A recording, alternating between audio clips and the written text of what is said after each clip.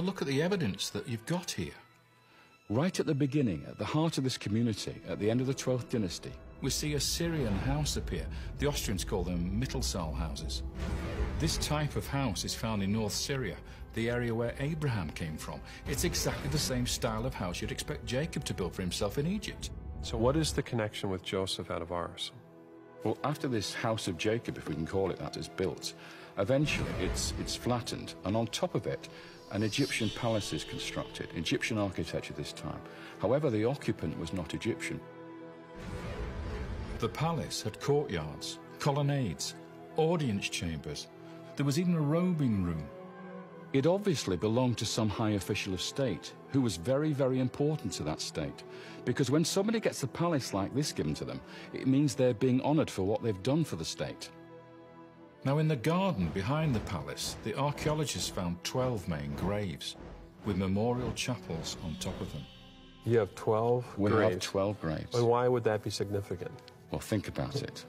How many sons did Jacob have? Yeah, how many tribes were there? 12 tribes. Exactly. And what's also amazing is the palace had a facade, a portico with 12 pillars. Mm-hmm. So you've got 12 sons, 12 tribes, 12 pillars, and 12 tombs.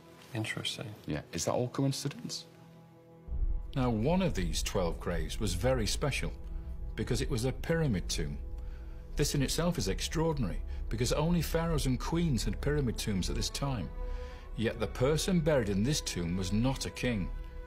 Even so, he was honored with a king's burial. And inside the chapel of the tomb was a statue. What we know from the statue is that this man had red hair.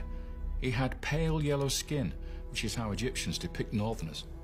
He had a throw stick across his shoulder, a unique symbol of office made for this Asiatic official living in the land of Goshen. And on the back of his shoulder, we see the faintest remains of paint, coloured stripes from a multicolored coat. And that matches exactly with the story of Joseph in the Bible. The multicolored coat is a gift which shows that he was the favorite of the father.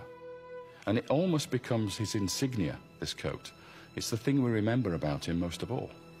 Do you know of any other statues of a Semite of this kind in Egypt? There is nothing else like this in the whole of Egyptian history. Really? Nothing at all. Would it be unusual for a tomb to have a statue? No. It's unusual to have one this large. This would be probably twice the size of a normal human being. What does that tell you when the statue's larger? That it's a very important person.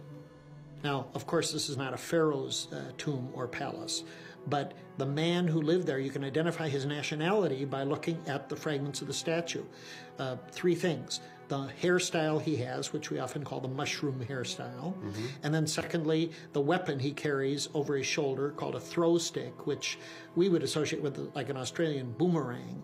And then the coloration of the skin. The skin is yellow. Dr. Ayling, do you think this is Joseph?